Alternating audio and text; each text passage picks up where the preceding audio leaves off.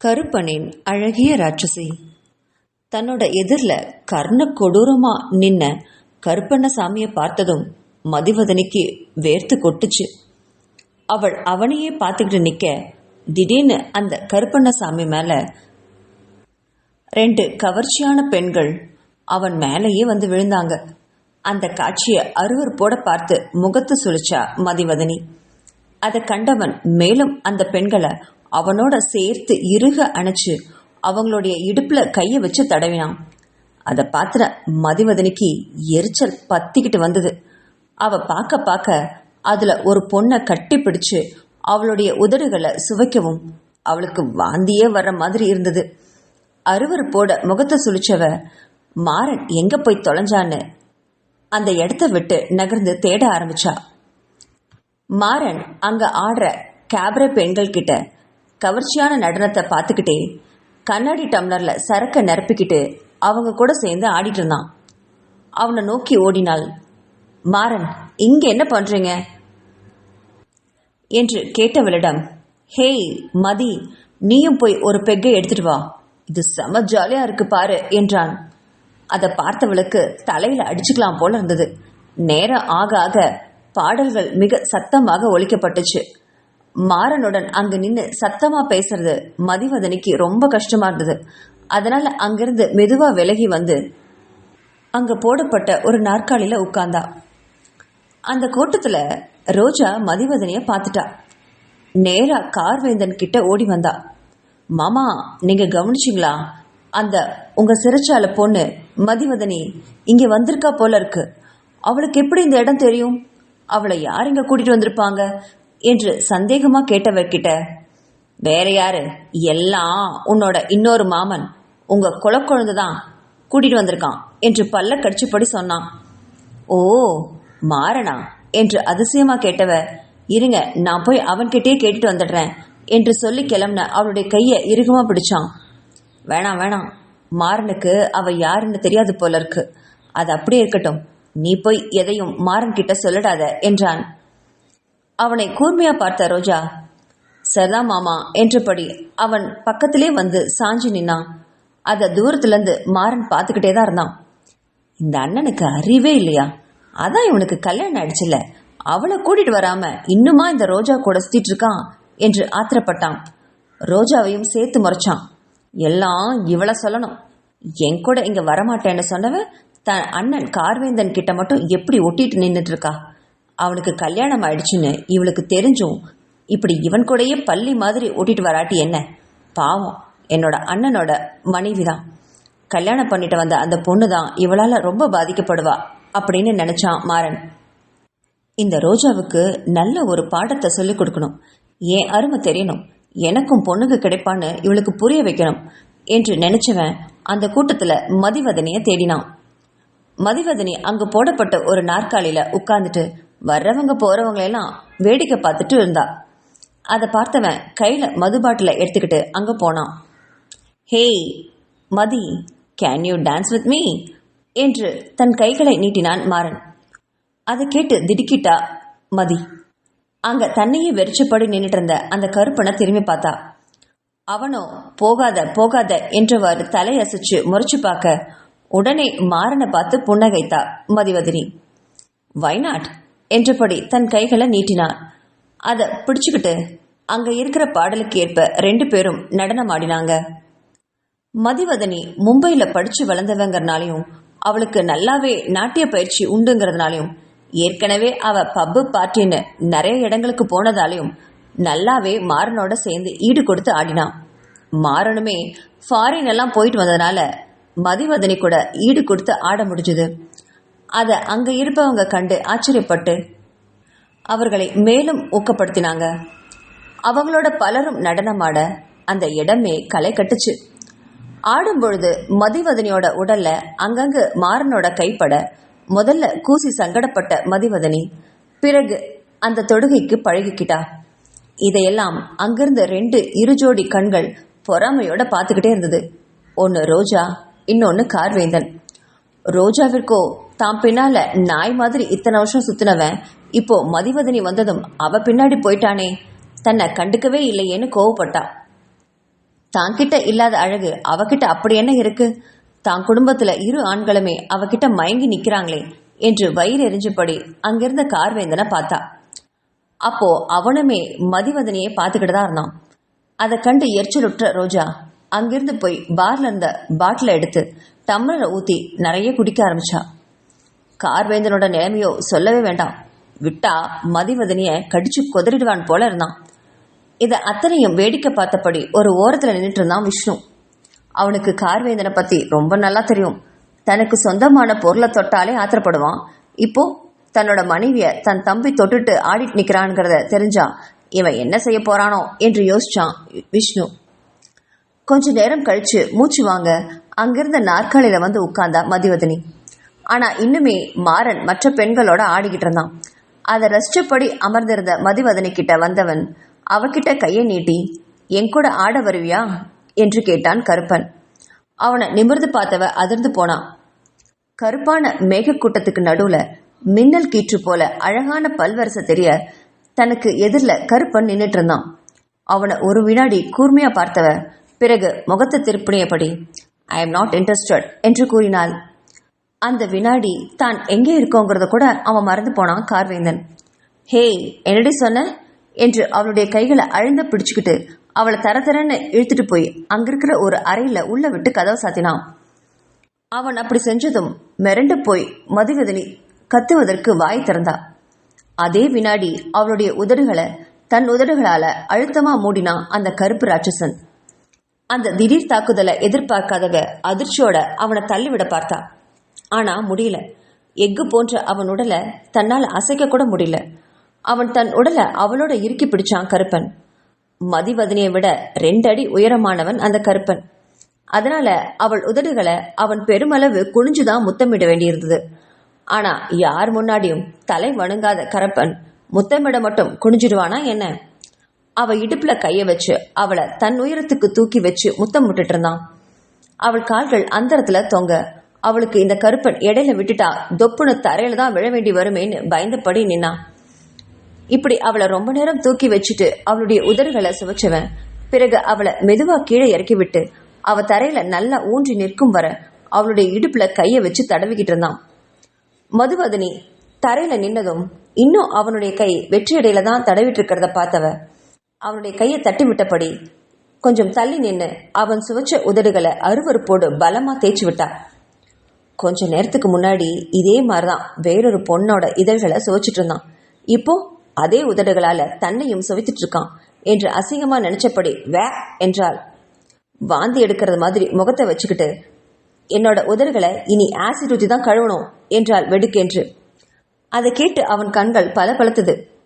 தன் கை படாதா, தன் இதழ்களை சுவைக்காதா, தன்னை இவன் ஆட்கொள்ள மாட்டானான்னு எத்தனையோ பெண்கள் தவம் இருக்க, இந்த ராட்சசி மட்டும் தான் தொட்டா ஆசிட் ஊற்றி கழுவணும்னு சொல்றா அப்படின்னு நினைச்சவன் மீண்டும் அவள் உதடுகளை சுவைக்க அவளை பிடிச்சி இழுத்தான். உடனே ஆத்திரம் அடைஞ்சவ அவன் கையை பலமா உதறினான். உங்களுக்கெல்லாம் வெக்கமா இல்லையா என்கிட்ட இப்படி நடந்துக்க என்று கேட்டவளிடம், நான் நேத்து உனக்கு அவ்வளோ தூரம் சொல்லியும் அந்த மாறன் கூட இப்படி இங்க வந்து ஆட்டம் போட்டுட்டு இருக்கியே, உனக்கு வெக்கமா இல்ல என்று திருப்பி கேள்வியை கேட்டான் கருப்பன். அந்த கேள்வியில ஒரு கணம் தலை குனிஞ்சவ, நீங்க மட்டும் ஒழுங்கா போற இடத்துக்கெல்லாம் 10 பொண்ணுங்களை வச்சிருக்கீங்க, நீங்க என் ஒழுக்கத்தை பத்தி பேசுறீங்களா? உங்களுக்கு அந்த தகுதியே இல்லை என்றால் முகத்தை திருப்பியபடி. அதை கண்டவனுக்கு ஆத்திரம் பல மடங்கு வர, ஏய் என் முன்னாடி உன் முகத்தை திருப்புற வேலையெல்லாம் வச்சுக்காத என்று அவளுடைய கண்ணத்தை பிடிச்சு மிரட்டினவன், சரி சரி கிளம்பு, உன்னை விஷ்ணுவை விட்டு வீட்டில் நம்ம கொண்டு போய் விட சொல்றேன் என்றான். என்னது, உங்க வீட்லையா, நீங்களா என்று கேட்டவள், நான் உங்க கூட வரமாட்டேன், நான் மாறன் கூட தானே வந்தேன், நான் மாறன் கூடவே திரும்ப போய்க்கிறேன், நீங்க கிளம்புங்க என்றவள், வந்த எனக்கு போக தெரியாதாக்கும், வந்துட்டாரு என்ன வீட்டுக்கு அனுப்புறதுக்கு என்று புலம்பியபடி அவனை தாண்டி போய் அரைக்கதவை திறங்க போனான். அதை கேட்டவனுக்கு கோபம் பத்திக்கிட்டு வந்தது. ஏய் என்றவன் அவளை பிடிச்சு நிறுத்தி சுவரோரமா தள்ளி கொண்டு போனான். அவளுடைய கன்னத்தை அழுத்தமா பிடிச்சான். ஏண்டி, நான் சொல்றதை எதுவுமே கேட்கவே கூடாதுன்னு முடிவு பண்ணி வச்சிருக்கியாடி? இந்த மாதிரி என்கிட்ட இவ்வளவு தைரியமா யாரும் பேசுறதே இல்லை உன்னை தவிர என்று பல்ல கடிச்சபடி உருமினான். ஆமா ஆமா, எதுக்கும்னு தொடக்கம்னு ஒன்று வேணும்ல என்று அவன் கண்களை நேரா பார்த்தபடி அவ திமிரா பேசவும் அதுல பொறுமையை இழுத்து பிடிச்சிட்டு நின்னவன், இந்த பாரடி ராட்சசி, நீங்க இருக்கிறது சரியில்லை, இங்க வர்றவங்க போறவங்கெல்லாம் ஒரு மாதிரியான ஆட்கள். எல்லாருமே அழகான பொண்ணுங்களை தேடிதான் இங்க வருவாங்க. உன் கூட வந்த ஆளும் சரியில்லை. அவனால உன்னை பாதுகாப்பா இங்கிருந்து கூட்டிட்டு போக முடியாது. சொல்றத கேளு, கிளம்பு என்றான். உங்களை விட மோசமா இங்க யாரும் இருந்துட முடியாது என்று வெறுப்போட சொன்னவ அவனை தள்ளி விட்டபடி அறையை விட்டு வேகமா வெளியே போனான். அவ போறதையே ஆத்திரத்தோட பார்த்துட்டு இருந்தான் கார்வேந்தன். பிறகு தன் கை முஷ்டிகளை இறுக்கிய பிடிச்சபடி வெளியே வந்தான். அவன் வந்ததும் ரோஜா எங்கிருந்தோ ஓடி வந்தா. மாமா, இவ்வளோ நேரம் எங்கே தான் போனீங்க? இந்தாங்க பிடிங்க, இந்த ஃப்ளேவர் நல்லா இருக்கு, குடிச்சு பாருங்க என்றபடி ஒரு மது கிண்ணத்தை அவன் கிட்ட நீட்டினான் ரோஜா. அத வெறுமையோட பார்த்தவன், இல்ல எனக்கு வேண்டாம், நீயே குடி ரோஜா என்றபடி அங்கிருந்து நகர்ந்தான். என்னது வேண்டாமா? என்ன ஆச்சு இவனுக்கு? இவனால மது எல்லாம் குடிக்காம இருக்கவே முடியாதே என்று நினைச்சவ அவனைவே பின்தொடர்ந்து போனான். கார்வேந்தனையே ஒரு ஓரத்துல நின்று பார்த்துட்டு இருந்த விஷ்ணுவுக்குமே அவன் மதுவை தொடாமல் இருந்தது அதிசயம்தான். கார்வேந்தனால இது போன்ற பார்ட்டியால மது பாட்டில தொடாம இருக்கவே முடியாது. இவனுக்கு பலவீனமே பெண்களும் மதுவும் தான். ரெண்டும் இருந்தா பக்கத்துல என்ன நடக்கிறதுங்கிறதே கார்வேந்தனுக்கு தெரியாது. அப்படி ஒரு நாள் அந்த நிலைமையில இருந்தப்பதான் பிசினஸ் எதிரிகள் அவனை தாக்கினாங்க. அப்போ கார்வேந்தனை காப்பாத்துறது விஷ்ணு தான். அன்னையிலிருந்து இன்னைக்கு வரைக்கும் தன் பாடி கார்டாக விஷ்ணுவை வச்சிருக்கான். தன் உயிரே போனாலும் பார்வேந்தன் மேல ஒரு துரும்பு கூட படவிட மாட்டான். அவன் மீது அவனுக்கு அவ்வளவு விசுவாசம். கார்வேந்தன் எங்கே போனாலும் அங்கே ஒரு ஓரத்துல நின்னபடி அவனைவே நின்று பார்த்துக்கிட்டு இருப்பான் விஷ்ணு. அப்போ அங்க இருந்து ஒரு சர்வர் விஷ்ணு கிட்ட ஓடி வந்து ஒரு மது பாட்டில கொண்டு வந்து நீட்ட மது அருந்தும் பழக்கம் இல்லாத விஷ்ணு அதை மறுத்தான். அறையிலிருந்து வெளியில வந்த கார்வேந்தனுடைய பார்வை மதிவதனையே சுத்தி சுத்தி வந்துச்சு. இந்த கேவலமான பிணம் தின்னும் கழுகு கூட்டத்தில் இவள் தேவதை போல தெரிஞ்சா.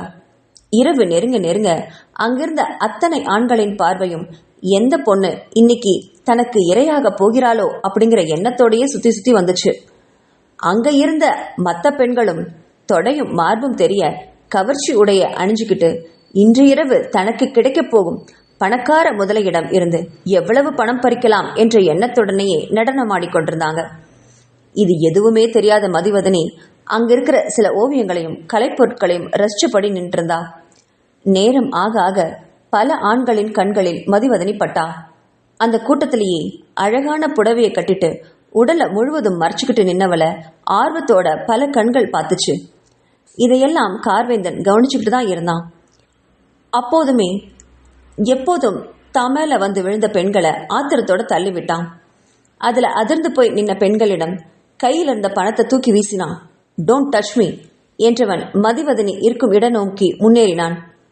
இவளை எப்படியாவது இங்கிருந்து அப்புறப்படுத்தியே ஆகணும் என்ற நோக்கத்தோட போன பொழுது திடீர்னு கப்பலுடைய விளக்குகள் எல்லாம் அணைக்கப்பட்டுச்சு. அந்த இருட்டில் அவளை நோக்கி முன்னேறது கார்வேந்தனுக்கு ரொம்ப கடினமா இருந்துச்சு. என்னவோ ஏதோன்னு அவனுக்கு தவறா கூட பட்டுச்சு. உடல் எல்லாம் பதறி போச்சு. தாமேல அப்ப வந்து விழுந்த பெண்களை தள்ளி விட்டபடி வேகமா முன்னேறிட்டு போனான் கார்வேந்தன். அவன் அப்படி முன்னேறி செல்ல செல்ல அந்த இருட்டுல அவளை எப்படி தேடுறதுன்ற கவலையும் பயமும் அவனை முழுசா தொத்திக்குச்சு. அப்போ திடீர்னு கப்பல்ல வெளிச்சம் வரவும் ஒரு நிம்மதி பெருமூச்சோட திரும்பி பார்த்தான். விஷ்ணுதான் கப்பலோட லைட்டை எல்லாம் ஆன் பண்ணிட்டே வந்துட்டு இருந்தான். விஷ்ணு விளக்குகளை போட்டு விட்டபடி கார்வேந்தனை பார்க்க கார்வேந்தன் விஷ்ணுவை பார்த்து ஒரு நன்றியோட புன்னகைத்தான். அதற்கு மேல ஒரு வினாடியும் தாமதிக்காம தன் பார்வையை சுத்தியும் செலுத்தினான் கார்வேந்தன். ஆனா அவன் எங்க தேடியும் அவளை கண்டுபிடிக்கவே முடியல. அந்த வினாடி கார்வேந்தனோட உடல்ல சொல்லவே முடியாத ஒரு உணர்வு வந்தது. உடல்ல மொத்த ரத்தமும் உறைஞ்சு போனது மாதிரி இருந்தது. ஐயோ, இவ எங்க போனா? இத்தனை வருஷத்துல தொழில் புரிஞ்சவன் ஒரு வினாடி கூட அடுத்து என்ன பண்ண போறோன்னு யோசிச்சு நின்னதே இல்லை. ஆனா இன்னைக்கு மதிவதனையை காணாம தனக்கு மூச்சு விடுறது கூட சிரமமா இருந்தது. உடனே அவன் விஷ்ணுவை திரும்பி பார்த்தான். அந்த பார்வையில விஷ்ணு உடனே செயல்பட்டான். கப்பல்ல பல இடங்கள்ல அவளை தேடி போனான். எங்கேயுமே அவ கிடைக்கல. மதிவதனைய அழைச்சிட்டு வந்த மாறனும் அங்க குடிச்சிட்டு பல பெண்களோட நடனம் ஆடிட்டு இருந்தான். உடலும் உள்ளமும் பதற அங்க அங்க இங்க ஓடினான். அப்போ கப்பலுடைய மேல்தளம் நினைவுக்கு வர அங்க படிக்கட்டுல மிக வேகமா முன்னேறி மேலே ஏறி போனான் கார்வேந்தன். அவனை தொடர்ந்து விஷ்ணுவும் வர மேல அவன் கண்ட காட்சி அவனுடைய ரத்தத்தையே உறைய வச்சுது. மதிவதனையோட சேலை உருவப்பட்டு ரவிக்கை அங்கங்க கிழிக்கப்பட்ட நிலையில அவள் மயக்கமா கீழே விழுந்து கிடந்தா. அவளை நோக்கி 4 பணக்கார மிருகங்கள் அவளை அனுபவிக்கிறதுக்காக கண்களில் ஆசை மின்ன முன்னோக்கி நடந்து வந்துட்டு இருந்தாங்க. அதை கண்ட கார்வேந்தன் தன் உயிரே போனது போல துடிச்சான். மறு வினாடி தன் மனைவி கிட்ட ஓடி போனவன் தனது டிஷர்ட்டை கழட்டி அவ மேல போர்த்தி விட்டான். பிறகு அந்த 4 மிருகங்களையும் நோக்கி புலி போல பாய்ந்தான் கார்வேந்தன். கார்வேந்தனை அங்க பார்த்த அந்த பணக்கார மிருகங்கள் ஒரு அடி பின்வாங்கினாங்க. ஏன்னா கார்வேந்தனை பத்தி அவங்களுக்கு நல்லாவே தெரியும். இவனுக்கு கோவம் வந்தா அவன் எதிரில் நிற்கிற யானையே தொத்து ஓடி போயிடும். இவர்களை சொல்லவும் வேண்டுமா? தன்னை பார்த்து ஓடிய மிருகங்களை விடாம வேட்டையாட ஆரம்பிச்சான் கார்வேந்தன். அவன் பின்னாடியே ஓடி வந்த விஷ்ணுவும் அவங்கள துவைச்சு தும்சம் பண்ணான். விஷ்ணு என்று பலமா கத்த கார்வேந்தனை மூச்சு வாங்க திரும்பி பார்த்தான் விஷ்ணு. அந்த மிருகங்கள் இனி ஒரு வினாடி கூட இந்த உலகத்துல உயிரோட இருக்கக்கூடாது. எல்லாரையும் அடிச்சு தூக்கி கடலை போடுறா. அங்க இருக்கிற மீன்களுக்கு இவங்க இரையாகட்டும் என்றான் கொலைவெறியோடு. அவன் குரலில் இருந்த கடுமையை உணர்ந்தவன் அதற்கு பிறகு ஒரு வினாடி கூட தாமதிக்கல. அவங்க கதற கதற அத்தனை பேரையும் தூக்கி கடல்ல வீசி எறிஞ்சான் விஷ்ணு. அப்பதான் மயக்கம் தெளிஞ்சு எழுந்த மதிவதனி அங்க நடக்கிறத பார்த்து மிரண்டு போய் விழிச்சா. அவளை பார்த்தவன் உடனே ஓடி வந்து கீழே உட்கார்ந்து அவளை இறுக்கமா கட்டி பிடிச்சுக்கிட்டான். ஹே வதனி, பயப்படாத, ஒன்னும் இல்ல என்று சொல்லி அவன் அணைக்கவும் பயத்துல உதறிட்டு இருந்த மதிவதனியோட உடல் கொஞ்சம் நிதானம் அடைஞ்சது. கொஞ்ச நேரத்துக்கு முன்னாடி தனக்கு என்ன நடந்ததுன்னு யோசிச்சவளுக்கு உடம்பு மறுபடியும் தூக்கி போட்டுச்சு. சரியான நேரத்துல இந்த கருப்பன் மட்டும் வராம இருந்திருந்தா இப்ப தன் நிலைமை என்ன ஆயிருக்கும்னு நினைச்சவளுக்கு அழுக தாங்க முடியாம வந்துச்சு. அதை உணர்ந்தவன், ஹே வதனி, அழாத அழாத, எந்திரி, நம்ம வீட்டுக்கு போலாம் என்றவன் விஷ்ணுவை பார்க்க அவன் உடனடியா ஓடி சென்று அங்கிருந்த தனி விமானத்தை இயக்கினான். மதிவதனி எழுந்தா. ஆனா அவளால முடியல. மீண்டும் அவள் கீழே விழப்போகவும் அந்த வினாடி கார்வேந்தன் அவளை தன் கையால அலாக்காக தூக்கிக்கிட்டான். மதிவதனியால அதற்கு மேல ஒன்னும் சமாளிக்க முடியாம அவன் வெற்று மார்பு மீது அப்படியே சாஞ்சு மீண்டும் மயங்கி போனான். அந்த ஒரு வினாடி கார்வேந்தன் தன் உலகமே நின்னு போயிட்டது போல உணர்ந்தான். தன் மார்பு மீது தலை சாய்த்து படுத்துட்டு இருந்தவளை காதலோட பார்த்தான். இது என்ன மாதிரி உணர்வு? தன் உயிர்லேயே இவ கலந்துட்டாலோ? என் உடம்புல ஒவ்வொரு அணுவும் இவளுக்காக துடிக்குதே என்று நினைச்சான். அவளை தூக்கிட்டு விமானத்துல உட்கார்ந்தான். விமானம் மேல ஏறி ஏற அவனுக்கு ஆகாயத்துல பறக்கிற மாதிரி ஒரு உணர்வு. தன் மடியில படுத்துட்டு இருக்கிற மதிவதனிய பார்த்தான். தன் உயிரை தன் மடியில வச்சிட்டு இருக்கிற மாதிரி ஒரு உணர்வு வந்தது. அவளுடைய நெற்றி கூந்தலை அன்பா ஒதுக்கி விட்டான். அரண்மனைக்கு வந்ததும் அவளை தூக்கிக்கிட்டு அவளோட அறைக்கு வந்தவன் அவளை படுக்க வச்சு அவளைவே ரொம்ப நேரமா நின்று பார்த்துட்டு இருந்தான். பிறகு அங்கிருந்த போர்வைய அவள் மேல போர்த்தி விட்டவன் அவள் நெற்றியில அன்பா தன் இதழ்களை பதிச்சான். பிறகு அவளை பிரிய மனமே இல்லாம அவளை திரும்பி திரும்பி பார்த்தபடி வெளியில போனான் கார்வேந்தன். விஷ்ணுவுக்கு கார்வேந்தனோட செயல்கள் எல்லாம் புதுசா இருந்தது. ஆனா ரொம்ப சந்தோஷமா இருந்தது. இரவு இளமதியோட பங்களாவுக்கு வந்ததுமே அவன் மதுவை தொடாமல் தூங்கினது விஷ்ணுவுக்கு இன்னும் பெரிய ஆச்சரியமா இருந்தது. விடியற் காலையிலேயே கண்ணை விழிச்ச மதிவதனிக்கு ஒன்னும் புரியல. எங்க இருக்கோம் அப்படின்னு நினைச்சபடி கண்களை விழித்து எழுந்து உட்கார்ந்தபடி இருந்தவ திடுக்கிட்டா. ஏன்னா அவள் உடல்ல கருப்பனுடைய டிஷர்ட் இருந்தது. உடனே அவளுக்கு நேத்து நடந்ததெல்லாம் நினைவுக்கு வந்துச்சு. நேத்து மட்டும் அவன் அங்க இல்லாம இருந்திருந்தா இப்போ அவளுடைய நிலைமை என்ன அப்படின்னு நினைச்சவளுக்குள்ள ஒருவித குளிர் பரவுச்சு. அவளை அப்படியே தனியா விட்டுட்டு அந்த மாறன் எங்கதான் போய் தொலைஞ்சான்? ஒரு பொண்ணை அழைச்சிட்டு வந்தவன் அவளை பத்திரமா பாதுகாப்பா மறுபடியும் அழைச்சிட்டு போக வேண்டாமா? யூஸ்லெஸ் ஃபெலோ என்று மனசுல திட்டினவளுக்கு அந்த கருப்பன் நேத்து அவளை எச்சரித்தது நினைவுக்கு வந்துச்சு. மாறனை நம்ப வேண்டாம்னு சொன்னானே, தான் தான் கேட்கவே இல்லைன்னு தன்னைத்தானே திட்டிக்கிட்டா.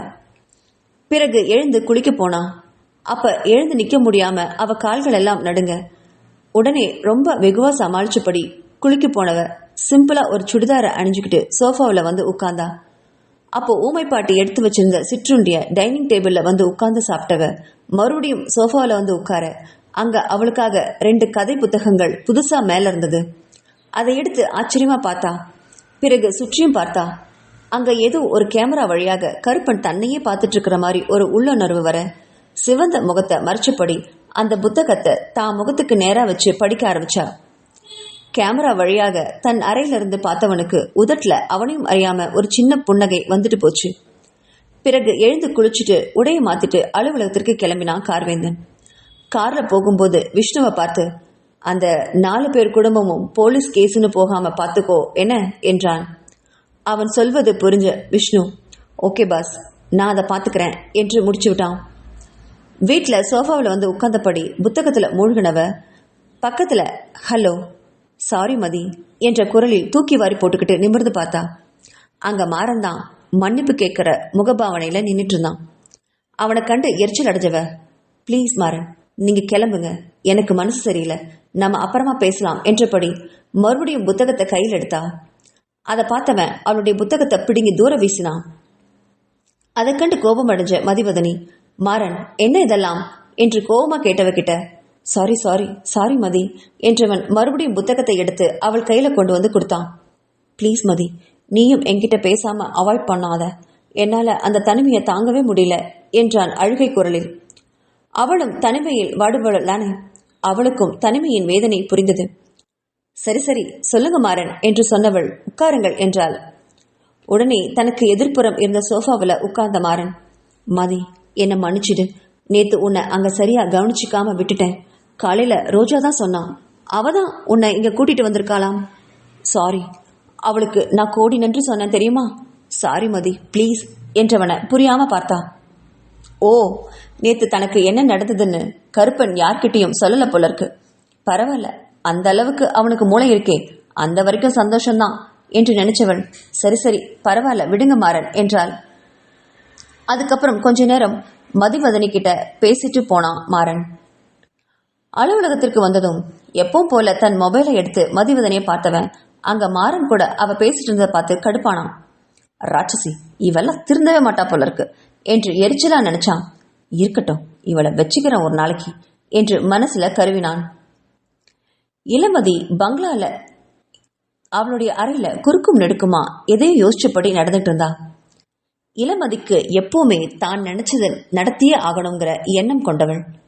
தன் திருமணத்திலிருந்து இந்த நிமிஷம் வரைக்கும் அவ வாழ்க்கையில அவ நினைச்சது மட்டும்தான் நடந்து வந்துட்டு இருந்தது. நடத்திட்டு இருந்தான்னு கூட சொல்லலாம். அவள் எதிர்பார்க்காத ஒண்ணு அவ வாழ்க்கையில நடந்துச்சுன்னா அது ஒன்னே ஒண்ணுதான்.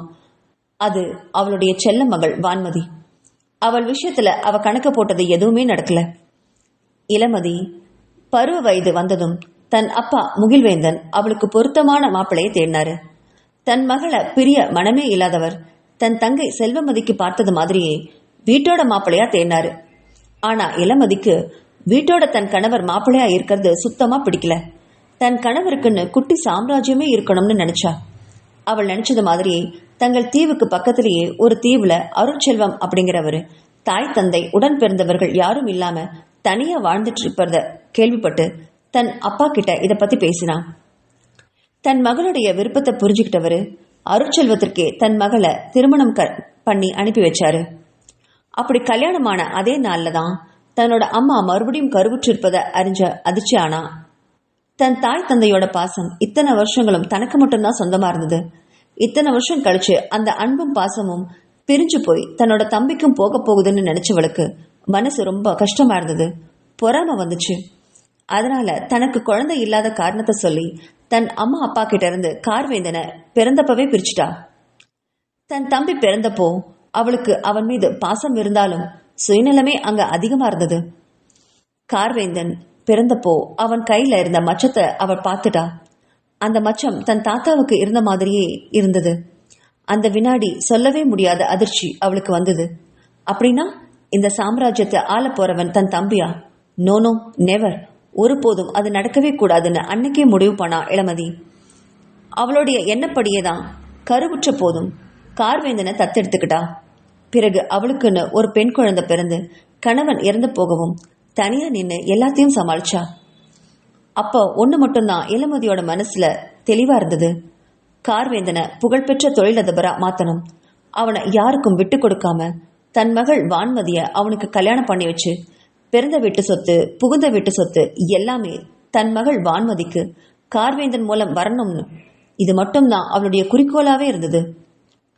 அதன்படியே வான்மதிய செல்லமா வளர்த்தனான். ஆனா வான்மதி வளர வளர கார்வேந்தன் வான்மதிய சகோதரியா நினைக்க ஆரம்பிச்சிருந்தான். இத இளமதியால ஏத்துக்கவே முடியல. வான்மதி மும்பைல ஒரு பெரிய கல்லூரியில ஹாஸ்டல்ல தங்கி படிச்சுட்டு வந்துட்டு இருந்தா. தன் மகள் படிப்புல மட்டும் இல்லாம பாட்டு டான்ஸ் வீணைன்னு பல கலைகள்ல முதன்மையா வரணும்னு நினைச்சு அத்தனை பயிற்சிகளையும் கொடுத்தா. வான்மதி தன் அம்மாவுக்கு ஏத்த மகளாவே வளர்ந்தான்னு சொல்லலாம். தன் மகள் இறுதி ஆண்டு கல்லூரி படிச்சுட்டு இருக்கும் பொழுது கார்வேந்தன் கிட்ட கல்யாணத்தை பத்தி பேசினா இளமதி. காரி, வான்மதி அடுத்த வருஷம் படிப்பை முடிச்சுட்டு நம்ம கிட்டே வந்துருவா. நம்ம அப்பா அம்மா கிட்ட நான் பேசுறேன், 2 பேரும் கல்யாணத்தை சீக்கிரமா பண்ணிக்கோங்க என்றாள். அதை கேட்டு ரொம்பவே அதிர்ச்சியானா கார்வேந்தன். அக்கா, நீ என்னக்கா சொல்ற? வான்மதிய நான் கல்யாணம் பண்ணிக்கிறதா? என்ன விளையாடுறியா? அவ எனக்கு தங்கை போன்றவள், நான் எப்படிக்கா அவளை கல்யாணம் பண்ணிக்க முடியும் என்று திகைப்புடன் சொன்னான். அதை கேட்டு அதிர்ச்சியானா இளமதி. என்னடா ஒளற? என் மகள் உனக்கு எப்படிடா தங்கையாவா? உன் அக்கா மகள்டா வான்மதி, உன்னோட பொண்ணு என்றாள் கோபமாக. ஆனா அக்கா, நீ எனக்கு அம்மா மாதிரி. நீயும் மாமாவும் என்ன சட்டப்படி தத்தெடுத்திருக்கீங்க. நான் உங்களோட பையன். உனக்கு அது மறந்து போச்சா என்றான் கார்வேந்தன். அதை கேட்டு மிகப்பெரிய அதிர்ச்சியோடு தன் தம்பியை பார்த்தா இளமதி. அன்று கார்வேந்தன் சொன்னதை கேட்டு அதிர்ந்து போனான். தான் செஞ்சது தனக்கே வினையாகி போயிடுச்சேன்னு நினைச்சு கலங்கி நின்னா. ஐயோ, இத வான்மதி கிட்ட எப்படி சொல்றது? இத அவ எப்படி தாங்கிப்பா என்று நினைச்சு கதி கலங்கி போனா. அதுக்கப்புறம் இளமதி எத்தனையோ தடவை கார்வேந்தன் கிட்ட கெஞ்சி பார்த்துட்டா. ஆனா அவன் ஒப்புக்கவே இல்லை. அதற்கு பிறகு நடந்ததெல்லாம் நினைக்கும் பொழுது இளமதிக்கு ஆத்திரமா வரும். அன்னைக்கே கார்வேந்தன் தன் மகளை கல்யாணம் பண்ண ஒப்புக்கிட்டு இருந்தா இன்னைக்கு தன் மகளுக்கு இது போன்ற நிலை வந்திருக்குமான்னு மனம் விட்டு கதறி அழுதா. அப்போ அவளுக்கு ஒரு அலைபேசி எண்ணிலிருந்து அழைப்பு வர அதை பார்த்து திகைச்சு போனா. உடனே அதை அட்டன் பண்ணி, என்ன தாரா, என்ன விஷயம் சொல்லு என்றாள் பதட்டத்துடன். அம்மா, இங்க சின்னம்மா ஒரே ரகலை பண்றாங்க, அழறாங்க, கத்துறாங்க, எல்லா பொருட்களையும் போட்டு உடைக்கிறாங்க. நீங்க கொஞ்சம் சீக்கிரம் வாங்கம்மா, என்னால இங்க தனியா சமாளிக்கவே முடியல, பயமா இருக்கு என்றாள் பயந்த குரலில். அதை கேட்டு அதிர்ந்த இளமதி உடனே கார்வேந்தனுக்கு போன்ல கூப்பிட்டா. தன் அக்கா சொன்னதை கேட்டு பதறினவன் விஷ்ணுவை உடனே கூப்பிட்டான். விஷ்ணு, நான் சொல்ற இடத்துக்கு உடனே வண்டியை ஓட்டு என்றவன் காரில் உட்கார்ந்தபடி மருத்துவருக்கு அழைச்சு கூப்பிட்டான். டாக்டர், ரொம்ப எமர்ஜென்சி, ப்ளீஸ் பழைய பங்களாவுக்கு உடனே வாங்க என்றபடி போனை வச்சவன் விஷ்ணு, காரை இன்னும் ஸ்பீடா ஓட்டு என்றான். ஓகே பாஸ் என்று சம்மதம் சொன்னவன் காரை ரொம்ப வேகமா ஓட்டினான். கார் மும்பையில் உள்ள ஒதுக்குப்புறமான ஒரு பங்களாவில் நின்னுச்சு.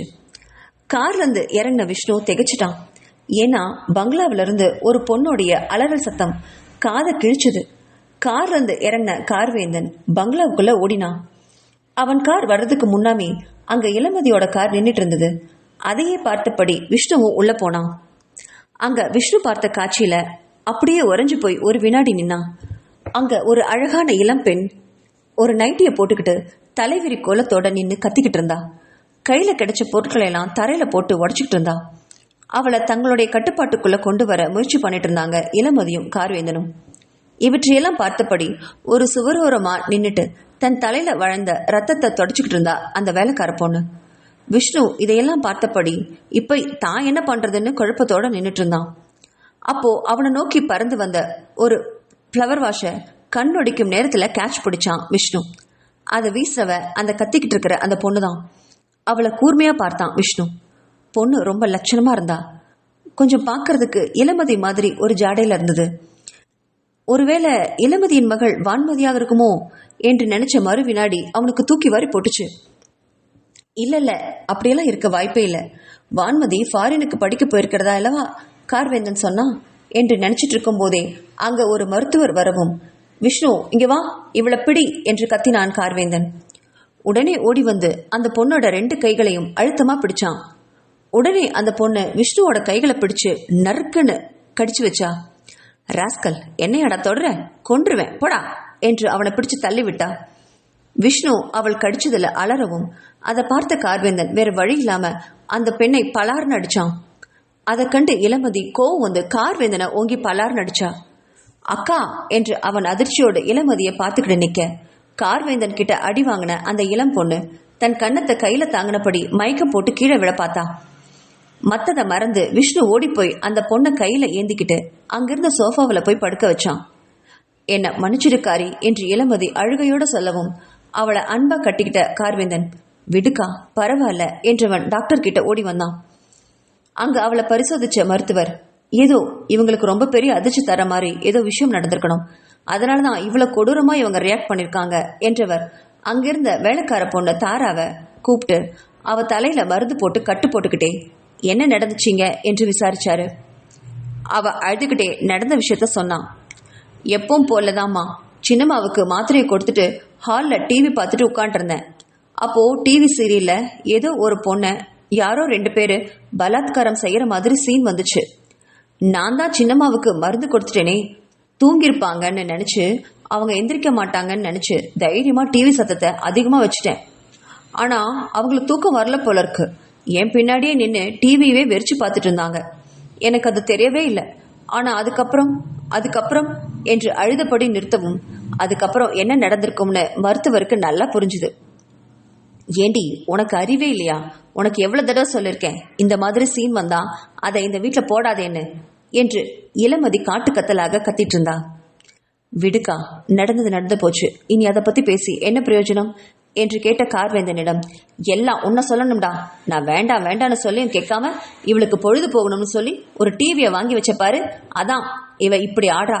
இவ நான் சொல்றது துளி கூட கேட்காம என் பொண்ணை இவ்வளவு கஷ்டப்படுத்திட்டா என்று திட்டியபடி சோஃபாவில் மயக்கமா இருந்த தன் மகள் வான்மதியின் தலைய அன்பா வருடி விட்டா இளமதி. இதையெல்லாம் கேட்ட விஷ்ணுவுக்கு தலையே சுத்துச்சு. அப்படின்னா இது வான்மதியா, இளமதியோட பொண்ணா? இவ ஃபாரின்ல படிக்க போனதா சொன்னாங்களே, அப்ப போகலையா என்று அதிர்ச்சியோட அங்க தூங்குற வான்மதி முகத்தை பார்த்தான். அமைதியான முகம், குழந்தை போன்ற பால் வடிகிற முகம், வில்லாக வளைஞ்ச புருவம், கண்கள்ல வழிஞ்ச கண்ணீர் தடயங்கள், முகத்துல களைப்பும் சோர்வும் அதிகமா தெரிஞ்சது. என்ன ஆச்சு இவளுக்கு, ஏன் இப்படி இருக்கான்னு குழம்பி போனவன் கார்வேந்தனுடைய முகத்தை பார்த்தான். பார்த்தவன் ஒரு வினாடி அதிர்ந்தே போனான். கடந்த 1 மணி நேரத்துல இவனுக்கு 10 வயசு அதிகமாயிட்டது மாதிரி ஒரு உருவம் மாறி இருந்தது. இவளுக்கு அப்படி என்னதான் நடந்துச்சு என்று இவன்கிட்ட எப்படி கேட்கறதுன்னு யோசிச்சிட்டே இருக்கும் பொழுது மருத்துவர் மருந்துகளை எழுதி கொடுத்துட்டு கிளம்பினாரு. அவர் போனதும், டேய் காரி, முதல்ல இவளை மாத்து, இவ இனிமேல் இங்க சரிப்பட்டு வரமாட்டா என்றாள் இளமதி. அதை கேட்ட தாரா ஓடி வந்து இளமதியோட கால்களை கெட்டியா பிடிச்சுக்கிட்டா. அம்மா வேண்டாம்மா, என் குடும்பத்துக்கு நீங்க கொடுக்குற பணம் தான் ரொம்ப தேவைப்படுது. தயவு செஞ்சு என்னை வேலையை விட்டு நிறுத்திடாதீங்க. இனி இந்த மாதிரி தவறு நடக்கவே நடக்காதுன்னு கதறி அழுதா. அதை கண்டு இறக்கப்பட்டவன், சரி சரி பழிச்சு போ, இதான் உனக்கு கடைசி சொல்லிட்டேன். இனிமே இந்த மாதிரி நடந்தா அதுக்கப்புறம் நிச்சயம் இந்த வேலையில நீ இருக்க மாட்ட, ஜாக்கிரதை என்று கடுமையாக உரிமினா இளமதி. காரி, வான்மதிய அவ படுக்கையில படுக்க வச்சுட்டு நீ கிளம்பு. இன்னைக்கு ஒரு நாள் நைட்டு நான் இங்க தங்கிட்டு நாளைக்கு வரேன் என்றாள். சரிதான்கா என்று சம்மதம் சொல்லிட்டு வான்மதியை தூக்கி கொண்டு போய் அவள் படுக்கையில படுக்க வச்சான் கார்வேந்தன். சரி, அப்ப நாங்க கிளம்புறோம் என்று சொன்னதும் விஷ்ணுவும் கார்வேந்தனுடன் கிளம்ப, ஒரு நிமிஷம் விஷ்ணு என்று சொல்லி அவனை நிறுத்தினா இளமதி. வான்மதி இங்க இந்த நிலைமையில இருக்கிறது யாருக்கும் தெரியாது. என் அப்பா அம்மா தாத்தா பாட்டியை தவிர நீயும் யார்கிட்டையும் சொல்ல மாட்டேன்னு நம்புறேன். இப்ப நீ போகலாம் என்றால். அதை கேட்டு தலை குனிஞ்சபடி அங்கிருந்து நகர்ந்தான் விஷ்ணு. கார்ல ஏறி உட்கார்ந்ததும் விஷ்ணுவும் கார்வேந்தனும் ஒருத்தர் பேசிக்கவே இல்லை. ரொம்ப நேரம் கழிச்சு கார் கடல் ஓரத்துல போகவும் விஷ்ணு காரை ஒரு ஓரமா நிறுத்திட்டு, என் கூட வா, உன்கிட்ட கொஞ்சம் பேசணும், கொஞ்சம் கடல்ல வாக் போயிட்டு வந்துடலாம் என்றவனை தொடர்ந்து காரை பார்க் பண்ணிட்டு வந்தான் விஷ்ணு. கொஞ்ச தூரம் கால்நடையா நடந்த கார்வேந்தன், என்ன விஷயம் விஷ்ணு, ரொம்ப அமைதியா இருக்க, என்கிட்ட உனக்கு கேட்க வேண்டிய கேள்விகள் எதுவுமே இல்லையா என்றபடி வானத்தை வெறிச்சு பார்த்தான் காரி. இருக்கு பாஸ், நிறைய இருக்கு. ஆனா நான் உங்க அடிமை, நான் எப்படி உங்ககிட்ட உங்க பர்சனல் விஷயத்தை கேட்க முடியும்? அதனாலதான் நான் கேட்கவே இல்லை என்றான் மெல்லிய குரலில். டேய், நீ என்னோட உயிர்ல பாதி விஷ்ணு என்றவன் ஒரு பெருமூச்சோட நடந்தவற்றை கூற ஆரம்பிச்சான். அவன் சொல்ல சொல்ல விஷ்ணுவோட கண்கள் பெரிதா விரிஞ்சுது. கடைசியில அந்த கண்கள்ல கண்ணீர் தான் தேங்கி நின்னுச்சு. இத்தனை வேதனைகளை தாங்கிக்கிட்டு நிக்கிறதுனாலதான் இவனை தெரிஞ்சவங்க எல்லாரும் இவனை ஜாம்பவான்னு அழைக்கிறாங்க போல இருக்கு என்று எண்ணியவனுக்கு இப்போ உடனே அந்த வான்மதியை பார்க்கணும் போல இருந்தது. பாவம், இந்த சின்னஞ்சிறு வயசுல எவ்வளவு பெரிய துயரம். அன்னைக்கு அந்த நாளை அந்த பொண்ணு எப்படி கடந்திருப்பா. இப்ப புரிஞ்சுது அந்த பெண் மதிவதனியையும் கிருஷ்வாவையும் இவன் ஏன் இந்த பாடுபடுத்துறான்னு என்று நினைத்தான். ஆனா என்னவோ ஒன்று விஷ்ணுவை உறுத்துச்சு. கிருஷ்ணாவை கார்வேந்தன் பார்க்கும் பொழுது பழிவாங்கிற உணர்வு அவன்கிட்ட இருக்கிறத பார்த்துருக்கான்.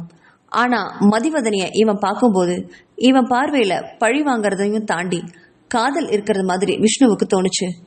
இதுக்கெல்லாம் விடை எப்ப எங்க கிடைக்க போகுதோன்னு கவலையோட நினைச்சான் விஷ்ணு. ரோஜா தன் அறையில கோபமா நடந்துட்டு இருந்தா. அன்னைக்கு கப்பல்ல நடந்ததையே நினைச்சு அவளால ஜீர்ணிக்கவே முடியல. தான் கூட இருந்த கார்வேந்தனை ரொம்ப நேரம் கழிச்சு வீட்டுக்கு போகிறதுக்காக தேடினா. ஆனா அவன் எங்கேயுமே காணல.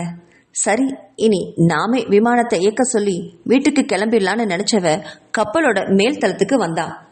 ஆனா அங்க அந்த மதிவதனையோட விமானத்துல மேல பறக்க ஆரம்பிச்சிருந்தான் கார்வேந்தன். கீழே நின்றுட்டு இருந்தபடி அத்தான் மாமா என்றெல்லாம் காரிய பலவாறு கத்தி பார்த்தா. ஆனா அவனோ அவளை கீழே பேருக்கு கூட எட்டி பார்க்கல. ஆனா விமானம் ஓட்டிட்டு இருந்த விஷ்ணு இவளை பார்த்தான். ஆனா அவனுமே கார்வேந்தன் கிட்ட சொல்லி விமானத்தை கீழே இறக்க சொல்லவே இல்லை. அதை கண்டவள் புல்ஷிட் என்று தன் கால்களால கப்பலை உதைச்சா. இப்போ என்ன பண்றதுன்னு யோசிச்சுட்டே நின்னப்போ ஆகாயத்திலிருந்து வேறொரு விமானம் வந்து நின்னுச்சு. அதிலிருந்து இறங்கி வந்த விமான ஓட்டி, மேடம், உங்களையும் மாறன் சாரையும் கூட்டிட்டு போய் அரண்மனையில விட சொல்லி துரை அனுப்பி வச்சாருங்க என்றான். அதுல கடுப்பான ரோஜா, நான் போய் விமானத்துல உட்கார்ந்திருக்கேன், நீ போய் அந்த மாறனை தூக்கிட்டு வா, அவன் எங்க குடிச்சிட்டு எங்க விழுந்து கிடக்கிறானோ என்று புலம்பியவாறு விமானத்துல ஏறி உட்கார்ந்தா. கொஞ்ச நேரத்திலேயே மாறனையும் ரோஜாவையும் ஏத்திக்கிட்டு விமானம் மேல பறக்க ஆரம்பிச்சது. அரண்மனைக்கு வந்ததும் கார்வேந்தன் கிட்ட இருந்து அழைப்பு வந்தது. உடனே அதை எடுத்து பேசினான். என்ன மாமா இப்படி பண்ணிட்டீங்க? என்ன தானே நீங்க கூட்டிட்டு போனீங்க, அப்போ நீங்க தானே என்ன சேஃபா வீட்டுக்கு கழிச்சிட்டு வந்திருக்கணும் என்று அங்கலாய்த்தவிடம், அப்போ உனக்கு விமானத்தை அனுப்பி வச்சது யாருமா என்று கேட்டதும் ரோஜா பல்ல கடிச்சிட்டு தன்னோட கோபத்தை அடக்கினா. இங்க பாரு ரோஜா, காலையில மாறன் எந்திரிச்சு மதிவதனை பத்தி உங்ககிட்ட கேட்டா நீதான் அவளை கூட்டிட்டு வந்ததா சொல்லணும், புரிஞ்சுதா என்றபடி பதிலுக்கு காத்திராம போனை வச்சான் கார்வேந்தன். திமிரப்பாரு என்று அவனை மனசுல திட்டினாலும் அவனை எதிர்த்து பேசுற தைரியம் இல்லாததால அவன் சொன்னபடி செஞ்சா ரோஜா. அதை இப்போ நினைச்சு கோவப்பட்டா. அவளுடைய கோபம் முழுவதும் இப்போ மதிவதனைக்கிட்டேயே திரும்பிச்சு. தன் மாமன் அவளை பழி வாங்கறதுக்காக தான் இங்க கொண்டு வந்து சிறை வச்சிருக்கான்னு நினைச்சா. இப்போ என்னடானா அவளை அவன் காதலிக்கிறானோன்னு தோணுச்சு. இருக்கட்டும், இவங்களை எப்படியாவது பிரிச்சு கார்வேந்தனை நான் கல்யாணம் பண்ணி காட்டுறேன் என்று மனசுல சவாலா நினைச்சா. அன்னைக்கு மத்தியானம் வான்மதியை பத்தி விஷ்ணு கிட்ட சொன்னதும் கார்வேந்தனுக்கு மனசு கொஞ்சம் அமைதியாச்சு. என்னவோ இப்பெல்லாம் கடந்த 2 நாட்களாக மது பொண்ணுன்னு எதையும் தொடர்தில்ல. காரணம் அவனுக்கு புரிஞ்ச போதும் அதை ஏத்துக்கத்தான் அவனால முடியல. டிவியை ஆன் பண்ணி மதிவதனைய பார்த்தான். அவன் நல்லா அசந்து தூங்கிக்கிட்டு இருந்தா. பிறகு என்ன நினைச்சானோ உடனே விஷ்ணுவை கூப்பிட்டான். விஷ்ணு, அன்னைக்கு நைட்டு வந்துட்டு போனாலே அந்த பொண்ணு மயூரி, அவளை இன்னைக்கு வர சொல்லு, இன்னைக்கு நைட்டு எனக்கு அவ வேணும் என்றான் கார்வேந்தன். கார்வேந்தன் அப்படி சொன்னதை கேட்டு விஷ்ணு திகைச்சு போனாலும் அவன் சொன்னதை அப்படியே செஞ்சான். நைட்டு அவனை தேடி வந்த மயூரிய அவன் இழுத்து தன் படுக்கையில போட்டான் கார்வேந்தன். டிவியில ஓடுற மதிவதனியோட முகத்தை பார்த்துக்கிட்டே அவள் மேல படர்ந்தான். மயூரியால இதை நம்பவே முடியல. மறுபடியும் அவன் கிட்ட கிடைக்கிற சுகத்துக்காக கண்களை மூடி ஆவலோட காத்துட்டு இருந்தா. அவள் அப்படி கண்கள் மூடியிருந்த கோலத்தை பார்த்ததும் கார்வேந்தனுக்கு மதிவதனியோட முகம்தான் நினைவுக்கு வந்துச்சு. அந்த வினாடி மயூரி மேல இருந்து எழுந்து உட்கார்ந்தவன், சாரி மயூரி, நீ போகலாம், எனக்கு விருப்பம் இல்லை என்றான். அதை கேட்டு அவளுக்கு ஒன்றும் புரியல. என்னாச்சு டார்லிங் என்றவாறு அவனுடைய வெற்று தோள்களை கைய வச்சா. அதை மெதுவா விலக்கி விட்டவன், எனக்கு இன்னைக்கு மூடு இல்லை மயூரி, பிளீஸ் என்றவன் அருகில் இருந்த தன் பர்ஸை எடுத்து பல ஆயிரங்களை எடுத்து அவகிட்ட நீட்டினான். அதை வெறுப்போட பார்த்த மயூரி, டார்லிங், எனக்கு இந்த பணம் எல்லாம் வேண்டாம், எனக்கு இப்போ நீங்க தான் வேணும், ஐ லவ் யூ என்றாள். அடுத்த வினாடி அவளை விட்டு அருவருப்போடு விலகியவன், பிளீஸ் மயூரி, நீ போகலாம் என்றான் இறுகிய முகத்தோடு. மேலும் அங்கே நின்னா அன்னைக்கு மாதிரி விஷ்ணுவை கூப்பிடுவான்னு நினைச்சவ வேற எதுவும் பேசாம அவன் கையில் இருந்த பணத்தை வெடுக்குன்னு பிடுங்கிட்டு அங்கிருந்து வெளியில போனான். அங்க வெளியில கம்பீரமா நின்றிருந்த விஷ்ணுவை மேலும் கீழும் பார்த்தா. உங்க பாஸ் இன்னைக்கு நான் வேண்டாம்னு சொல்லிட்டாரு, மூடில்லையாம், ஆனா நான் ஃப்ரீ தான், நீ வர்றையா என்று கொஞ்சம் பார்வையோட கேட்டா மயூரி. அந்த வினாடி விஷ்ணுவின் கண் முன்னாடி வான்மதி வந்துட்டு போனான். அருவருப்போடு மயூரியோட முகத்தை பார்த்து முகத்தை சுழிச்சான். எனக்கு இது பழக்கம் இல்லை, நீ போலாம் என்றான். இவனுக்கு பெரிய ராமன் லக்ஷ்மண் மனசுல நினப்பு என்று திட்டியபடி அங்கிருந்து போனா மயூரி. அவள் போவதையே பார்த்துட்டு இருந்த விஷ்ணுவுக்கு ஒரு விஷயம் மட்டும் புரியவே இல்லை. மயூரி தன்னை கூப்பிட்டப்போ தனக்கே வான்மதியோட முகம் நினைவில் வரணும் என்று நினைச்ச மறு வினாடியே அதற்கு பதிலும் சேர்ந்து கிடைச்சது. அரண்டே போனான். ஐயோ, இதெல்லாம் என்ன ஆசை என்று மனசுல திட்டிக்கிட்டான் விஷ்ணு. தன் அறையில இருந்த கார்வேந்தன் மயூரி போனதும் தலையை பிடிச்சபடி ரொம்ப நேரம் உட்காண்டிருந்தான். பிறகு டிவி ஸ்கிரீன்ல தெரிஞ்ச மதிவதனியோட முகத்தை பார்த்தவன் ஒரு முடிவோட எழுந்து நின்னான். கொஞ்ச நேரத்துல டிப்டாப்பா ட்ரெஸ்அப் பண்ணிக்கிட்டு வெளியில வந்து கார்வேந்தனை பார்த்த விஷ்ணு திகைச்சு போனான். பாஸ், என்ன இந்த நேரத்துல, நம்ம எங்க போறோம் என்று கேட்டுக்கிட்டே அவனை பின்தொடர்ந்து நடந்தான். ஒரு வினாடி நின்று விஷ்ணுவை திரும்பி பார்த்தான் கார்வேந்தன். வேண்டாம் விஷ்ணு, நீ என் கூட வர வேண்டாம், நான் மட்டும் போயிட்டு வந்துடுறேன் என்றான். அதை கேட்டு திகைச்சு பார்த்தவன், வேணாம் பாஸ், நீங்க தனியா போக வேண்டாம், சொன்னா கேளுங்க, நானும் வரேன் என்றான் பிடிவாதமாக. டேய், நான் சொன்னா கேள்டா, நான் இன்னைக்கு குடிக்கவே இல்லை, தெளிவான மனநிலையில தான் இருக்கேன், எனக்கு எந்த ஆபத்தும் வராது, நீ போய் நிம்மதியா தூங்கு, நான் காலையில தான் வருவேன் என்று சொன்னபடி மடமடவென்று விமானத்தை நோக்கி கிளம்பினான். அவன் ஏறி உட்கார்ந்ததும் விமானம் மேல பிறக்க ஆரம்பிச்சது. அதை கண்ணாடி ஜன்னல் வழியா பார்த்துக்கிட்டே நின்னான் விஷ்ணு. அவன் அப்படி போன இடம் மதிவதனி இருக்கிற அரண்மனை. அவளுடைய அறையோட சாவி அவன்கிட்ட இன்னொன்னு இருந்தது. அதை எடுத்து திறந்துக்கிட்டு உள்ள வந்தவன் மதிவதனியின் படுக்கையில் அவள் உருங்கும் அந்த காட்சியை ரொம்ப நேரம் ரசிச்சு பார்த்துக்கிட்டே நின்றுட்டு இருந்தான். பிறகு எங்கோ ஒரு மூலையில ஒரு நாய் குலைக்கிற சத்தம் கேட்டு மதிவதனி சற்று கண் விழிச்சவ அரண்டு போய் எழுந்தா. அந்த இரவு லைட் வெளிச்சத்துல கண்கள் பளபளக்க நின்றுட்டு இருந்த கார்வேந்தனை கண்டு அதிர்ந்தே போனான். சை, இவனுக்கு இதே வேலையா போச்சு, நைட்டானா இப்படி வந்து ராட்சசன் மாதிரி நின்னுடுறான் என்று சலிப்போட நினைச்சவ பெரிய விளக்க போட்டா. பிறகு அவனை பார்த்து திரும்பின மதிவதனி, இப்ப என்ன வேணும் உங்களுக்கு? நீங்க என்ன ராட்சசனா? இப்படி நைட் வந்து என் முன்னாடி வந்து நிக்கிறீங்களே, இந்த அறையோட கீ இன்னொன்னு உங்ககிட்ட இருந்தா என்ன வேணாலும் பண்ணுவீங்களா என்று எரிஞ்சு விழுந்தா. அதை கேட்டு உல்லாசமா சிரிச்சபடி அவளுடைய படுக்கையில வந்து உட்கார்ந்தவன், இந்த காலத்துல மனுஷங்களுக்கு நன்றி உணர்வே கிடையாது போல இருக்குப்பா என்றான் குற்றம் சாற்றும் பார்வையோட. இவன் என்ன சம்மந்தமே இல்லாம ஒளர்றான்னு நினைச்ச அடுத்த வினாடியே அவளுக்கு புரிஞ்சு போச்சு. இவன் தன்னை காப்பாத்தினதுக்காக நன்றி சொல்லலன்னு சொல்றான். உங்களை யார் என்ன காப்பாத்த சொன்னது? நானும் அவங்க கிட்ட வந்து என்ன காப்பாத்துங்க காப்பாத்துங்கன்னு உதவி கேட்டேன். இன்னும் சொல்ல போனா இந்த நிலைமை எனக்கு வர்றதுக்கு காரணமே நீங்க தான் என்று அபத்தமா பேசினா மதிவதனி. அவளை ஒரு மாதிரி பார்த்தவன் மற்றதெல்லாம் ஒதுக்கி வச்சுட்டு, ஒரு பொண்ணு தன் கற்புக்காக போராடும் பொழுது அதை வேடிக்கை பார்த்துக்கிட்டு நிக்க நான் ஒன்றும் மிருகம் இல்லை என்று ஒரு மாதிரி குரல்ல சொன்னான். அந்த குரல்ல என்ன இருந்துச்சு என்று அவள் யோசிக்கிறதுக்கு முன்னாடியே, அது மட்டும் இல்லாம என்கிட்ட கேட்டுட்டா நீ மாறன் கூட அங்க வந்து நின்ன, நான் தான் அப்பவே சொன்னேனே அங்கிருந்து போயிடுன்னு, நீ தான் என் பேச்சை கேட்கவே இல்லையே என்றான். தன் மீது தவறு இருக்கிறது புரிஞ்சதும் மதிவதனி அந்த பேச்சை மறுபடியும் எடுக்க விரும்பாம, சரி போனதெல்லாம் போகட்டும், இப்ப எதுக்காக இங்க வந்தீங்க, ஃபர்ஸ்ட் அதை சொல்லுங்க என்று கேட்டாள். ஏண்டி, பொண்டாட்டிய பார்க்க நைட்டு புருஷன் எதுக்குடி வருவான், எல்லாம் அதுக்குத்தான் என்று அவளை பார்த்து கண்ணடிக்கவும் மதிவதனிக்கு பதட்டம் அதிகமாச்சு. ஆனா அதை வெளியே காட்டிக்காம, ஏன் உங்களுக்கு இன்னைக்கு நைட்டு எந்த பொண்ணும் கிடைக்கலையா என்று திமிரா கேட்டா. கிடைக்காம என்ன, இங்க பொண்ணுங்களுக்கா பஞ்சம்? அதெல்லாம் பணத்தை தூக்கி வீசினா 1000 பொண்ணுங்க என் மடியில வந்து விழுவாங்க என்றான். அதை கேட்டு எரிச்சல் அடைஞ்சவ, அப்ப அங்கே போக வேண்டியதானே, உங்ககிட்ட பணமா இல்ல என்று வெறுப்போடு கேட்டா. பணம் எல்லாம் அளவுக்கு அதிகமாவே இருக்கு என்று வெறுத்த குரல்ல சொன்னவன், ஆனா எனக்கு மனசார அவளை கொடுக்கிற பொண்ணுதான் வேணும், உன்ன மாதிரி என்றான் கிண்டலாக. அதை அவள் காதருகே குனிஞ்சு சொல்லவும் அவனை பிடிச்சு வேகமா தள்ளிவிட்டா. எனக்கு உங்களை பார்க்கவே பிடிக்கல, பார்த்தாலே அருவருப்பா இருக்கு, அப்படி இருக்கும்போது மனசார நான் எப்படி உங்களுக்கு என்ன கொடுக்க முடியும், பிளீஸ் இங்கிருந்து வெளியில கிளம்புங்க என்றாள் முகத்தை திருப்பினபடி. அவள் முகத்தை திருப்பி தாம் பக்கம் திருப்பினவன், என்கிட்ட இந்த முகம் திருப்புற வேலையெல்லாம் வேண்டாம்னு உனக்கு பல தடவை சொல்லியிருக்கேன், என்கிட்ட படுக்க உனக்கு என்னடி வேணும் அதை சொல்லு, நான் தரேன், எத்தனை கோடி வேணும் சொல்லு, ஆனா இப்ப எனக்கு நீ வேணும் என்றான் பிடிவாதமான குரல்ல. அதை கேட்டு ஆத்திரம் அடைஞ்ச மதிவதனி, உங்களுக்கெல்லாம் என்கிட்ட இப்படி பேச வெக்கமா இல்ல, கட்டின பொண்டாட்டிக்கிட்டேயே பணம் கொடுத்து பேரம் பேசுற அளவுக்கு வந்துட்டீங்க, உங்களை மாதிரி ஆளுங்க பணம் இருந்தா என்ன வேணா பண்ணுவீங்க, தயவு செஞ்சு எந்திரிச்சு வெளியில போங்க என்று படுக்கையிலிருந்து எழுந்து நின்னபடி வாசலை காட்டி கையை காட்டி கத்தினான். அதை கேட்டவனுக்கோ தான் கேட்கப்பட்டது மறுக்கப்பட்ட கோபம் அவளை பிடிச்சு படுக்கையில இழுத்து போட்டான். அவள் திமிர திமிர அவள் மீது படர்ந்தவன், என்னடி ஓவரா சீன் போடுற?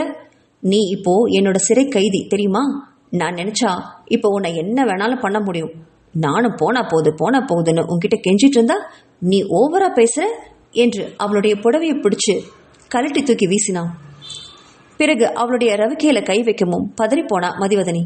அவன் கைகளை பிடிச்சு தடுத்து நிறுத்தினான். வேண்டாம் ப்ளீஸ், என்னை விட்டுருங்க. எனக்கு ஏற்கனவே விருப்பம் இல்லாம தான் இந்த கல்யாணத்தை நீங்க பண்ணிருக்கீங்க.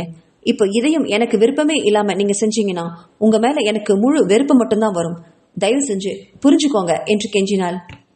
ஆனால் அவனும் இப்போ அவள் வேண்டும் அப்படிங்கிற ஒரு குறிக்கோள்ல மட்டுமே இருந்தான். அவள் பேச பேச அவளுடைய உதட்டுல கைய வச்சு சுண்டினான். அதுல வலி தாங்க முடியாம ஆன்னு அவ கத்தவும் அந்த குரல்ல கூட அவனுக்கு மயக்கம் தான் வந்தது. இந்த வலிக்கே இவ இப்படி கத்துறாளே, இன்னும் தன்னால வலி ஏற்பட்டா இவ எந்த அளவுக்கு கத்துவான்னு நினைக்க தோணுச்சு அவனுக்கு. சட்டுன்னு ஒன்னு தோணவும் கீழே இறங்கி அவளுடைய வயிற்று பகுதியில தன் வாயை வைத்து கடித்து உறிஞ்சினான். அவன் பல் பட்டதும் துடிச்சு போனா மதிவதனி. அந்த வலியால அவ ஆண் முனக ஆரம்பிக்கவும் அந்த சத்தம் அவனுக்கு ரொம்பவுமே புதுசா இருந்தது. எத்தனையோ பொண்ணுங்க கிட்ட அவன் பழகியிருக்கான். ஆனா யாரும் இந்த அளவுக்கு அவனை மயக்கினது இல்ல. மேல அவளை அனுபவிக்க துடிக்கிற அவனுடைய கரங்களும் அவனுடைய உடலும் மேல மேல முன்னேறிட்டே போக அவளால அந்த உணர்வை தாங்கவே முடியல. வேண்டாம் வேண்டாம் ப்ளீஸ் என்று அவள் குரல் கிணற்றுக்கு அடியிலிருந்து கேட்டது. ஏன்னா கருப்பனுடைய அந்த ஆளுமை அவளையும் அறியாம அவனுக்குள்ள இழுத்துட்டு போயிட்டு இருந்தது. தேன் வண்டு குடித்த வண்டு போல தன் மனைவியிடம் சுகத்தை அனுபவிக்க தயாரானான் கார்வேந்தன். அவன் உதடு அவளது வயிற்று பகுதி மார்பு என்று அலைமாய்ந்து கொண்டிருந்த போது ஓரளவுக்கு மேல கார்வேந்தனை அவளால் தடுக்க முடியல. அவளுமே கார்வேந்தனுடைய ஒவ்வொரு செயலுக்கும் மதி மயங்கி போய் கிடந்தா. அவனுடைய உடல் எக்கில வார்த்த இரும்பு போல இருந்தது. தன்னை ஒவ்வொரு வினாடியும் அனுபவிக்கும் போதும் அவனுடைய ஆண்மையில தன்னை தொலைச்சுக்கிட்டே இருந்தா மதிவதனி. மேல என்ன நடந்திருக்குமோ? திடீர்னு கார்வேந்தனுடைய அலைபேசி ஒழிச்சுது. அதை பேண்ட் பேக்கெட்ல இருந்து எடுத்து பார்த்தவன் அதிர்ந்து போனான். ஏன்னா அதுல தன்னோட அக்கா இளமதியோட பேர் வந்துச்சு. உடனே தன் மனைவியிடமிருந்து எழுந்து நின்னவன் பதறி போய் போன் அட்டன் பண்ணான். அக்கா சொல்லு என்று கேட்டதும், நீ எங்கடா இருக்க, எங்க போன என்று கேட்டாள். ஏங்கா, நான் வீட்டிலதான் இருக்கேன் என்று போய் சொன்னான். டேய், என்கிட்ட போய் சொல்லாத. இப்பதான் விஷ்ணுக்கு போன் பண்ணி கேட்டேன். நீ எங்கேயோ வெளில போயிருக்கிறதா சொன்னான். எங்கடா இருக்க என்று மறுபடியும் அதே கேள்வியை கேட்கவும், அக்கா அது வந்து ஒரு பிசினஸ் விஷயமா வெளில வந்தேன் என்று சொன்னதும், போதுண்டா, இந்த நேரத்துல நீ வெளியில சுத்திட்டு இருக்காத. நம்ம பிசினஸ் எதிரிங்க ரொம்ப அதிகமாயிட்டாங்க. இப்ப நீ வெளில சுத்துறத பார்த்தா உன் உயிருக்கே ஆபத்து. விஷ்ணுவை விட்டுட்டு நீ தனியா போனதே தப்பு. இன்னும் அரை மணி நேரத்துல நீ வீட்டுக்கு வந்தாகணும், புரிஞ்சுதா? வீட்டுக்கு வந்ததும் மறக்காம எனக்கு போன் பண்ண, மறக்காம என்று சொல்லிட்டு போனை வச்சா இளமதி. போனை கட் செஞ்சு கார்வேந்தன் தன் மனைவியை திரும்பி பார்த்தான். அவன் பேசி முடிக்கிறதுக்குள்ள தன் புடவையை எடுத்து சுத்திட்டு இருந்தா. அவளை மேலும் கீழும் பார்த்தவன், இன்னைக்கு நீ தப்பிச்சடி, நாளைக்கு இருக்க உனக்கு, நான் வருவேன் என்றபடி அடுத்த வினாடியை மாயமா மறைஞ்சு போனான் அந்த கருப்பன். அவனை மனசுக்குள்ள திட்டி தீர்த்தா மதிவதனி. அவளுக்கே சற்று முன் நடந்த சம்பவத்தை நினைச்சு வெட்கம் வந்தது. வெட்கம் கெட்ட உடம்பு. இவன் கிட்ட எப்படி குழஞ்சு போய் படுத்திருந்தேன். என்ன அவன் என்ன நினைச்சிருப்பான்? வாய் எப்படி பேசுறா, இப்ப படுக்கையில விழுந்ததும் தங்கிட்ட மயங்கி போய் நிக்கிறான்னு தன்னை பத்தி கேவலமா நினைச்சிருப்பான் என்று மனசுல அவளுக்கு அவளே திட்டிக்கிட்டா. நாளைக்கு வரும்போது இவன் கிட்ட ரொம்ப எச்சரிக்கையா இருக்கணும். முதல்ல இந்த நைட் நேரத்துல இந்த புடவையை கட்டிட்டு தூங்குறத நிறுத்தி ஆகணும். நாளையிலிருந்து ஜீன்ஸ் பேண்ட்டும் டிஷர்ட்டும் தான் போட்டுக்கணும் என்று மனசுல நினைச்சவ படுக்கையில விழுந்தா. அதுக்கப்புறம் அவளுக்கு தூக்கம் ஒரு பொட்டு கூட வரல. அந்த கருப்பன் தன்னை அணைச்சதையும் தன் உடல் மீது அவன் உதடுகள் பட்டதையும் நினைச்சு புழுவா துடிச்சு போனா. அவன் பட்ட இடமெல்லாம் வலி உயிர் போனது. எப்படியெல்லாம் கடிச்சு கொதறி வச்சிருக்கான் ராஸ்கல் என்று நினைச்சவ அவன் கடிச்ச இடத்துல கை வச்சு பார்த்தா. வயிறு, மார்பு, கழுத்து, கன்னம், உதடுன்னு ஒன்னையும் விட்டு வைக்கல. ராட்சசன், கருப்பு ராட்சசன் என்று மனசுல அவனை திட்டிக்கிட்டே தூங்க முயற்சி பண்ணா மதிவதனி.